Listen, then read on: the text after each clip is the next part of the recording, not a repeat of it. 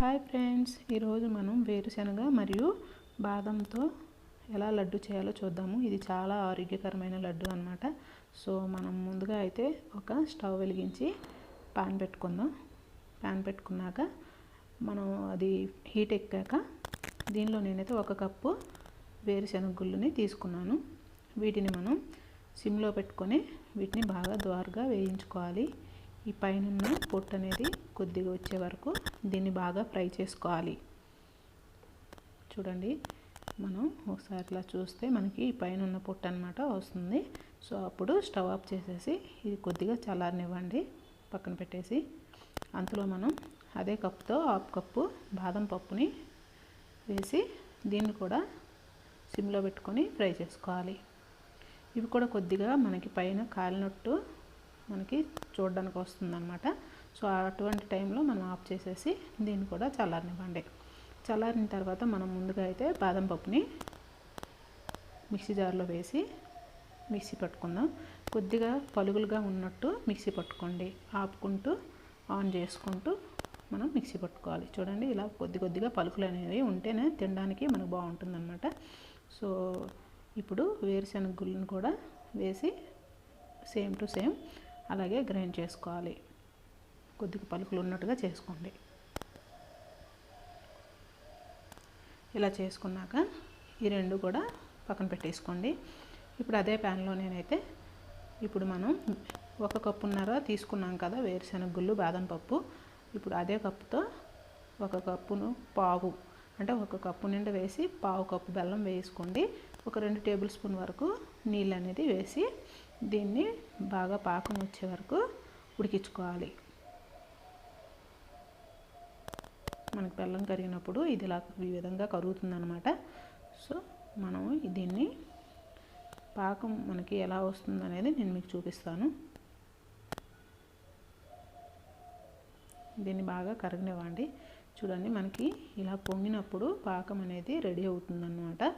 So మనకి మంచి flavour కోసం నేనైతే 1 టేబుల్ స్పూన్ వరకు నెయ్యి అనేది యాడ్ చేసుకున్నాను. అలాగే మనకి తినడానికి కూడా చాలా మెత్తగా వస్తాయి అన్నమాట నెయ్యి వేసుకోవడం వలన. అలాగే యాలకుల పొడి 1 టేబుల్ స్పూన్ వరకు వేసుకోండి.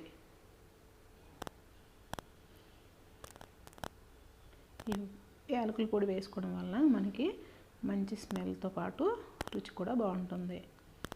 సో మనకి పాకం అనేది కొద్దిగా దగ్గర పడింది కదా, మనం ఒక గిన్నెలో వాటర్ వేసి ఒకసారి చెక్ చేసుకోవాలి. చూడండి, మనకి ఇంకా పాకం అనేది దగ్గర పడలేదు, ఇంకా కొద్దిసేపు ఉండాలి.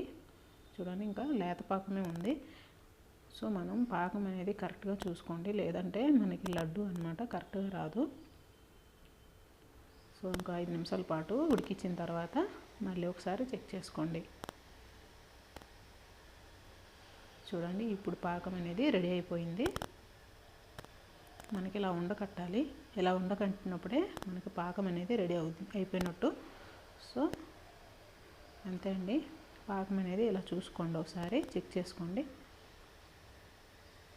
ఇప్పుడు మనం సిమ్లో పెట్టేసి మనం పౌడర్ చేసుకున్న ఈ పీనట్ అండ్ బాదం పప్పు దీనిలో వేసి చక్కగా మొత్తం కలిసేటట్టు కలుపుకోవాలి. సిమ్లో పెట్టుకోండి. ఇది మొత్తం కలిసేటట్టు బాగా కలుపుకోవాలి.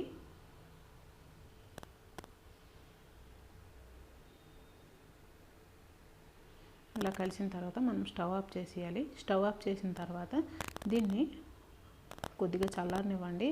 మీరు వేడివేడిగా కానీ చేయి పెట్టారంటే చేయగలిగే అవకాశం ఉంది. సో మనం కొద్దిగా ఇది చల్లారిన తర్వాతే మనం దీన్ని ఉండలుగా చేసుకోవాలి. ఇప్పుడు కొద్దిగా చల్లారింది కాబట్టి కొద్దిగా మనం ఇలా తీసుకోండి, లేదంటే స్పూన్తో కానీ తీసి మనం ఉండలుగా చేసుకోవాలి. మరి చల్లారనివ్వకండి, అలా అయితే గట్టిగా అయిపోతుంది. సో కొద్దిగా గోరువెచ్చగా ఉన్నప్పుడే ఉండల్ని బాగా చుట్టుకోండి. అంతేనండి, మిగతావన్నీ కూడా అలాగే చుట్టుకోవాలి. అంతే, ఎంతో హెల్దీకరమైన టేస్టీ అయిన బాదం పప్పు మరియు పీనట్ లడ్డు రెడీ అయిపోయింది. మరి మీకు నా వీడియో నచ్చినట్లయితే లైక్ చేయండి, షేర్ చేయండి, సబ్స్క్రైబ్ చేయండి. Thank you for watching. Bye.